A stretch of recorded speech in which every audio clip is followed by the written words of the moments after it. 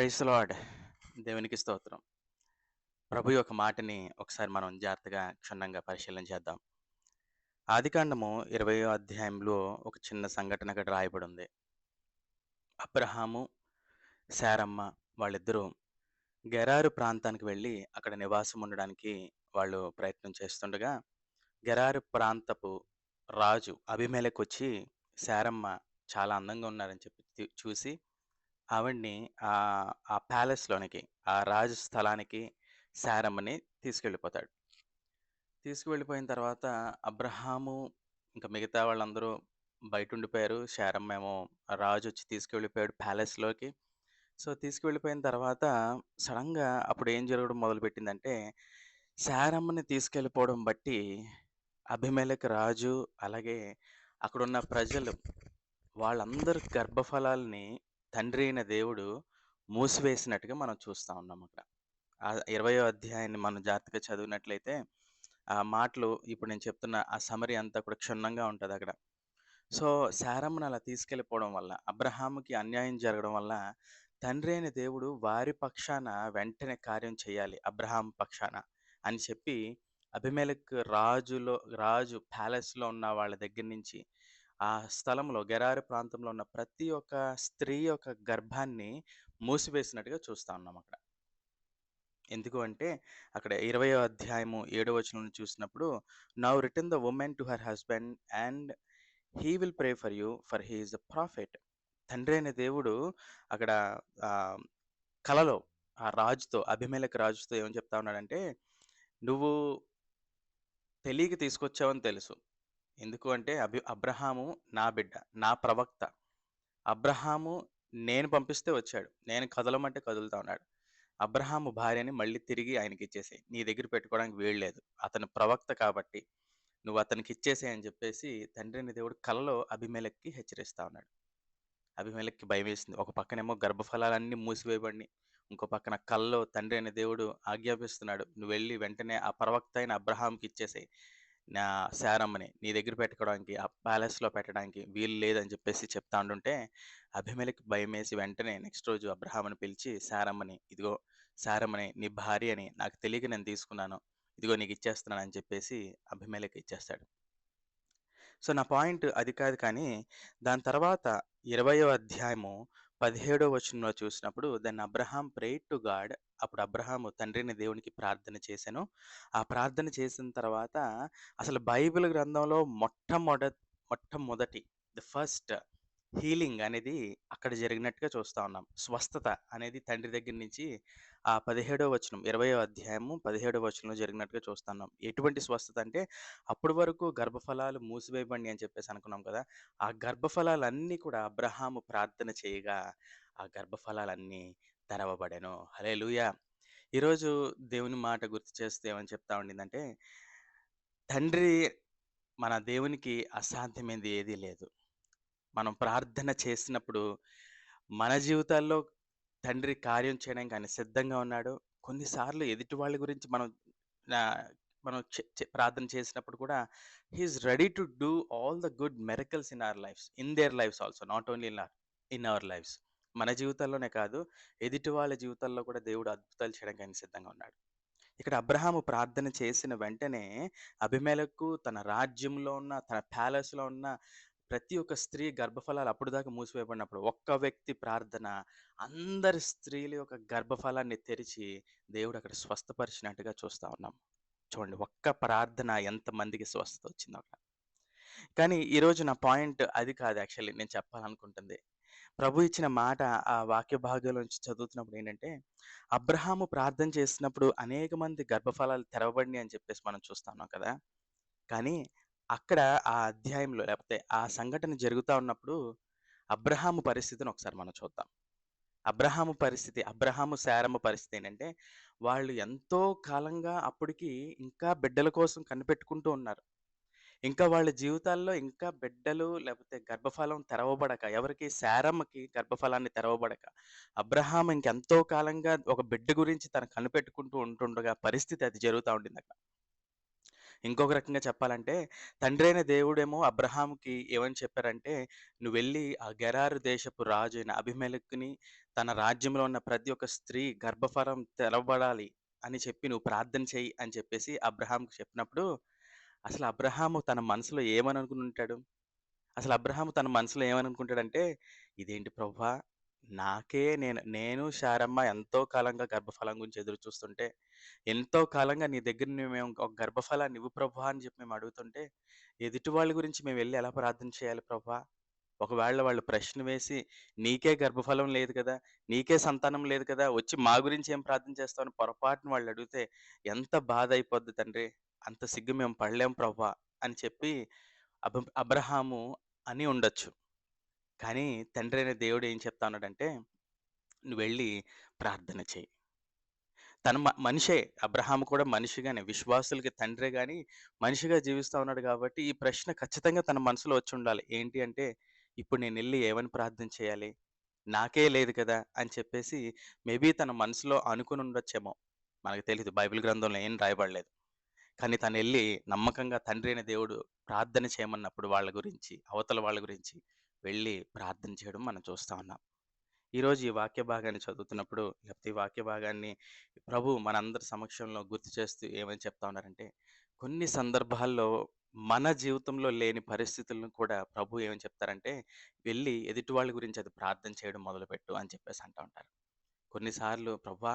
నాకే స్వస్థత లేదు కదా ప్రభా! నేనెళ్లి ఎదుటి వాళ్ళ స్వస్థత గురించి ఎలా ప్రార్థన చేయగలను తండ్రి" అని చెప్పి మనకనిపిస్తా ఉంటది. కొన్నిసార్లు తండ్రి ఎళ్లి, ఇదిగో ఎదుటి వాళ్ళ కుటుంబాల్లో ఆదరణ గురించి ప్రార్థన చేయన్నప్పుడు, అవును ప్రభా! నా కుటుంబంలోనే ఆదరణ లేదు కదా! నేనెళ్లి ఎదుటి వాళ్ళ కుటుంబం గురించి ఏమని ప్రార్థన చేయను ప్రభా! ఇక్కడ అబ్రహాం పరిస్థితి కూడా అదే. నాకే సంతానం లేరు కదా ప్రభా! ఇప్పుడెళ్లి ఎదుటి వాళ్ళ గర్భాలు తెరవాలి. ఎదుటి వాళ్ళందరికీ ఆ రాజ్యంలో ఉన్న ఒకళ్ళకి కూడా కాదు. రాజ్యంలో ఉన్న స్త్రీలందరికీ మళ్ళీ సంతానం కలగాలని ఎలా ప్రార్థన చేస్తాను ప్రభా! అని అనుకునుండొచ్చు.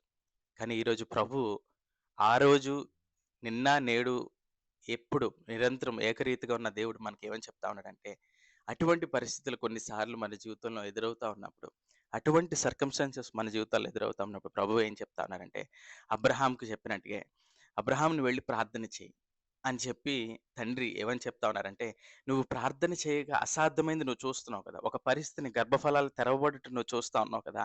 అది ఎప్పుడైతే జరుగుతా ఉంటదో, నువ్వు ప్రార్థన ఎప్పుడైతే చేస్తా ఉంటావో, అది నీలో కూడా కార్యం చేయడం మొదలు పెడతా ఉంటది." హల్లెలూయా! అది నీలో కూడా కార్యం చేయడం మొదలుపెడతా ఉంటది. మేబీ నీ దగ్గర లేదు అనుకుంటూనే నువ్వెళ్లి నేను తండ్రి మాటని నేను పాటించాలని చెప్పి నువ్వు ప్రార్థన చేస్తున్నావు ఎదుటి వాళ్ళ గురించి. కానీ ఎప్పుడైతే when you start praying for others, ఎప్పుడైతే నువ్వు ప్రార్థన చేస్తా ఉంటావో, అది నీలో కూడా కార్యాన్ని ప్రారంభం చేస్తా ఉంటది. అది నీలో కూడా కార్యం ప్రారంభం చేస్తా ఉంటది. ఎంత వండర్‌ఫుల్ మాట ఇదసల. అవును. అబ్రహాము ఎప్పుడైతే అబీమెలెకు రాజు, అలాగే తన రాజ్యంలో గెరారి ప్రాంతంలో ఉన్న స్త్రీలందరి గర్భఫలాలు తెరవబడాలి. There shall be a healing in every womb అని చెప్పి ఎప్పుడైతే అతను పలుకుతూ ప్రార్థన చేస్తా ఉన్నాడో, తండ్రైన దేవుడు ఏం చెప్తున్నాడంటే, నీ దగ్గర లేని దాన్ని కూడా ఎదుటి వాళ్ళ విషయంలో నువ్వు ప్రార్థన చేస్తున్నావు కాబట్టి, ఇదిగో నీ గర్భఫలాన్ని నేను తెరుస్తున్నానని చెప్పి 20వ అధ్యాయము 17వ వచనంతోని అక్కడ ఎలా ఎండ్ అయిందంటే, అబ్రహాము ఎదుటి వాళ్ళ గురించి, ఎదుటి వాళ్ళ గర్భఫలాలు తెరవబడాలని చెప్పి ప్రార్థన చేస్తుండంగా, వెంటనే 21వ అధ్యాయం అంటే దాని నెక్స్ట్ వచనమే 21వ అధ్యాయంలో మొదటి మొదటి వచనం నుంచి ఏమని రాసిందంటే, తండ్రి అయిన దేవుడు తన వాక్కుని కెప్ట్ హిస్ వర్డ్, తన వాక్కుని నిలబెట్టించి, తన ప్రమాణాన్ని నెరవేర్చి, ఆ తర్వాత వచనాలు మనం చూసినప్పుడు అక్కడ ఇస్సాకు జన్మించినట్టుగా మనం చూస్తా ఉన్నాం. How wonderful it is. Praise the Lord. Praise the Lord. ఈరోజు ప్రభు అటువంటి కొన్ని పరిస్థితులు మన జీవితాల్లో, ఆత్మీయ జీవితంలో పెడతా ఉంటారు. ఎటువంటి పరిస్థితులంటే, మన దగ్గరే లేనప్పుడు ఎదుటి వాళ్ళ గురించి ఎళ్లి ప్రార్థన చెయ్యి అని చెప్పేసి అంటా ఉంటారు. ఎదుటి వాళ్ళ గురించి నువ్వెళ్లి విజ్ఞాపన చేయి వాళ్ళ పక్షాన. వాళ్ళ దుఃఖంలో ఉన్నారు వాళ్ళ గురించి విజ్ఞాపన చేయి. వాళ్ళ బాధలో ఉన్నారు వాళ్ళ గురించి విజ్ఞాపన చేయన్నప్పుడు, ప్రభువా నేనే దుఃఖంలో ఉన్నాను. నేనే బాధలో ఉన్నాను. How can I pray about others? ఎదుటి వాళ్ళ గురించి ఇప్పుడు నేను ఎలా ప్రార్థన చేయాలన్నప్పుడు, ఎప్పుడైతే నువ్వు ఎదుటి వాళ్ళ గురించి ఎళ్లి నువ్వు ప్రార్థన చేయడం మొదలు పెడతావో, నీ జీవితంలో కూడా కార్యం జరుగుతా ఉంటది. కేవలం ఎదుటి వాళ్ళ జీవితంలో మాత్రమే కాదు. నీ జీవితంలో కూడా జరుగుతా ఉంటది. ఎలాగైతే అబ్రహాము వెళ్లి ఎదుటి వాళ్ళ గురించి ప్రార్థన చేయడం మొదలుపెట్టాడో, ఆ నెక్స్ట్ వచనమే ఇస్సాకు గురించి రాయబడింది. ఆ నెక్స్ట్ వచనమే తండ్రైన దేవుడు తన మాటని నిలబెట్టుకున్నాడు. Kept his promise and the word became flesh అన్నట్టుగా అక్కడ ఆ ప్రామిస్ ఏదైతే ఇస్సాకు గురించి అప్పటిదాకా చెప్తా వచ్చారో అది ఫిజికల్‌గా ఇస్సాకు రూపంలో అక్కడ నెక్స్ట్ వచనాల్లోనే కనిపించినట్టుగా మనం చూస్తా ఉన్నాం. యెస్. ఈరోజు దేవుని మాట కూడా మనకదే గుర్తు చేస్తా ఉండింది. నీ దగ్గర లేదు కదా! అవును ప్రభా! ఎప్పుడైతే తండ్రి అయితే యేసుక్రీస్తు ప్రభువారు లేకపోతే పరిశుద్ధాత్మ దేవుడు మనల్ని ఒక చిన్న ప్రేరేపణ ఇచ్చి, ఇదిగో వీళ్ళ గురించి ప్రార్థించే, వాళ్ళ గురించి ప్రార్థనలు చెయి అన్నప్పుడు, మన బలహీనత, మన శరీరము లేకపోతే మనకున్న పరిస్థితులు ఏమని మాట్లాడుతా ఉంటాయి, నీకే లేదు కదా! ఎదుటి వాళ్ళ గురించి నువ్వేం జేస్తావు? కానీ పరిశుద్ధాత్మ దేవుడు గుర్తు చేస్తున్న మాటేంటంటే, ఎప్పుడైతే నువ్వు ఎదుటి వాళ్ళ గురించి ప్రార్థన చేస్తావో, ఎప్పుడైతే నువ్వు ఎదుటి వాళ్ళ గురించి ఆ పరిస్థితి, నీ దగ్గర లేని పరిస్థితిని గురించి కూడా ఎదుటి వాళ్ళకి ఇవ్వు ప్రభువా అని ప్రార్థన చేస్తా ఉంటావు. అది ప్రార్థన చేస్తుండంగానే నీ జీవితంలో కూడా జరిగే సామర్థ్యాన్ని, శక్తిని దేవుడు మళ్ళీ పుట్టింపు చేస్తా ఉంటాడు నీలో కూడా. మనందరికీ తెలుసు. యోబు జీవితము. తను ఉన్నదంతా కోల్పోయిన తర్వాత, ఆ ముగ్గురు స్నేహితులొచ్చి తన్ని ప్రశ్నల మీద ప్రశ్నలు, "నువ్విలా చేసావేమో, నువ్వది చేసావేమో, అందు గురించి నీకిలా వచ్చిందేమో" అని చెప్పేసి ప్రశ్నల మీద ప్రశ్నలు, ప్రశ్నల మీద ప్రశ్నలు వేస్తా ఉన్నప్పుడు, ఆ ముగ్గురు స్నేహితుల గురించి తండ్రి అయిన దేవుడు కోపగించుకుని, "ఇదిగో మీరెప్పుడు నమ్మకస్తుగా నా నా కుమారుడు లేకపోతే యోబు పట్ల మీరు లేరు. మీరు వెళ్లి ప్రార్థన చేయించుకోండి యోబు దగ్గర. మీరెళ్లి ప్రార్థన చేయించుకోండి" అని చెప్పి యోబు గ్రంథం ఆఖరి అధ్యాయంలో మనం చదివినప్పుడు వస్తా ఉంటది. Now go and have a prayer with Job. వెళ్లి యోబు దగ్గర ప్రార్థన చేయించుకోండి. ఎందుకంటే మీరెప్పుడు నమ్మకత్వాన్ని చూపించలేదు. మీరెప్పుడు ఇంకా క్వెషన్ చేసే విధంగా ప్రశ్నార్థకమైన పరిస్థితుల్లోనే యోబుని పెడతా ఉన్నారు.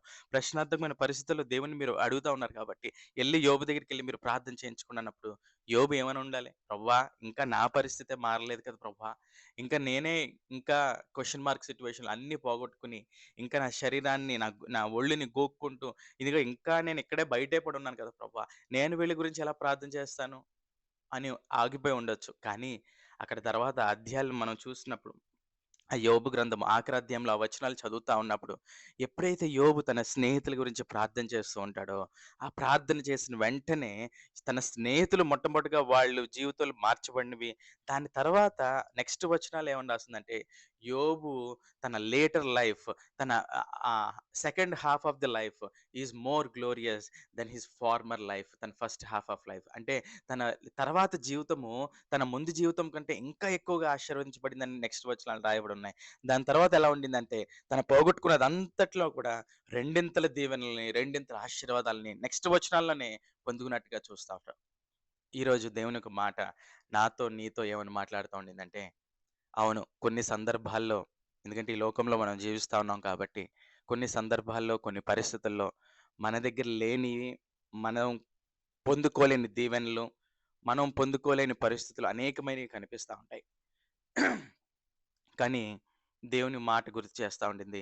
ఎప్పుడైతే నేను ప్రేరేపించి, ఎప్పుడైతే నేను ఇప్పుడు వెళ్లి నువ్వు ప్రార్థన చెయ్యి అంటామో, ఎప్పుడైతే నా పరిశుద్ధాత్మ ప్రేరేపణొచ్చి ఎదుటి వాళ్ళ గురించి ప్రార్థన చేయాలని చెప్పి ప్రేరేపణొస్తదో, నువ్వెళ్లి ప్రార్థన చేసినప్పుడు నీ జీవితంలో కూడా అది జరగడం మొదలుపెడతది.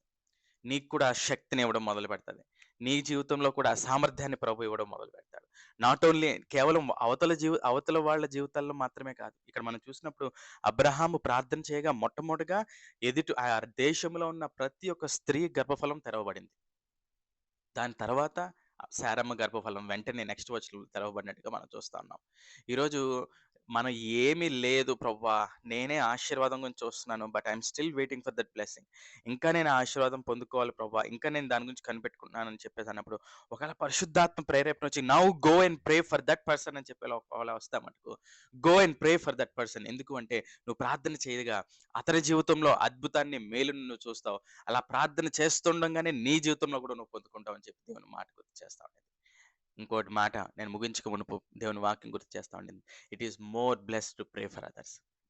మన ఆత్మీయ జీవితంలో ఒక పరిమితి కలిగిన ప్రార్థన ఏంటంటే, న నీ దగ్గర లేనిదైనప్పటికిని ఎదుటి వాళ్ళ గురించి నువ్వు ప్రార్థన చేసే స్థాయిలో ఉంటావు చూసావా? ఎదుటి వాళ్ళకి అది ఇవ్వు ప్రభువా అని చెప్పి నువ్వు ప్రార్థన చేస్తావు గదా! అటువంటి ఆత్మీయ పరిమితి, అటువంటి మెచ్యూర్డ్ క్రిస్టియన్ లైఫ్‌లో మనం జీవించాలని చెప్పి దేవుని యొక్క చిత్తమై ఉండింది. ఎందుకు అంటే, అలా చేసినప్పుడు ఎదుటి వాళ్ళ జీవితంలో మేలుని చూస్తాం. మన జీవితంలో కూడా ఎటువంటి గొప్ప మేలుని మనం చూస్తాం. అంత మాత్రమే కాదు, కొన్నిసార్లు ఆత్మీయంగా మనం ముందుకు వెళ్తా ఉన్నప్పుడు, కొన్ని శోధనలు, కొన్ని టెంప్టేషన్స్ వస్తా ఉంటాయి. కొన్ని ఆత్మీయంగా ఆగిపోయిన పరిస్థితులు కనిపిస్తా ఉంటాయి. అటువంటి పరిస్థితుల్లో కూడా ప్రభువా అని చెప్పి మనం ఎప్పుడైతే సిలువ దగ్గరికొచ్చి, ప్రభువా నాకు కృప చూపించు, నాకు బలపరచు అని చెప్పేసి అన్నప్పుడు, మన తండ్రి అయిన దేవుడు ఎట్లాగైతే మన మన పట్ల కృప చూపిస్తూ, మనకి ఎలాగైతే ఆశీర్వాదాన్ని, మనకి ఎలాగైతే మళ్ళీ రక్షణ అనుభవాన్ని ఇస్తా ఉంటారో, అదే స్థాయిని మనం మళ్ళీ పట్టుకొని, లోకం దగ్గరికి వెళ్ళి, మళ్ళీ సిలువను మనం చూపించే బాధ్యతలో మనం ఉండాలి. సిలువను మళ్ళీ మళ్ళీ మళ్ళీ మళ్ళీ మనం చూపించే స్థాయిలో మనం ఉండాలి. క్రీస్తు ప్రేమను మనం చూపించే స్థాయిలో ఉండాలి. అటువంటి పరిమితి కలిగిన క్రైస్తవ జీవితాన్ని దేవుని సన్నిధిలో మనం జీవిద్దాం. తలలు వంచుకున్నట్లయితే చిన్న ప్రార్థన చేసి నేను ఇంతటితో ముగిస్తాను. థ్యాంక్ యూ ప్రభువా. అవును తండ్రి. కొన్ని సందర్భాల్లో ప్రభువా మా దగ్గరే లేదు కదా ప్రభువా! మేము ఎదుటి వాళ్ళ దగ్గరికెళ్ళి మేము ఎలా ప్రార్థన చేయగలం అని చెప్పి మేము ఎన్నో సార్లు ఆగిపోతూ ఉన్నాం ప్రభువా. ఎన్నో సార్లు ప్రభువా మమ్మల్ని మేము ఆపివేసుకుంటూ దేవా నీ ప్రేమని, నీ సిలువని మేము చూపించకుండా ఆగిపోతూ ఉన్నాం ప్రభువా.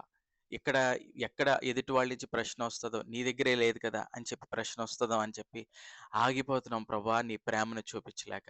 నీ క్రీస్తు ప్రేమను చూపించలేక, సిలువని చూపించలేక, సిలువేయబడిన క్రీస్తుని చూపించలేక, పునరుద్ధానుడైన క్రీస్తుని చూపించలేక ఆగిపోతున్నాం ప్రభువా. కానీ ఈరోజు దేవా నీ మాట గుర్తు చేస్తా ఉండింది.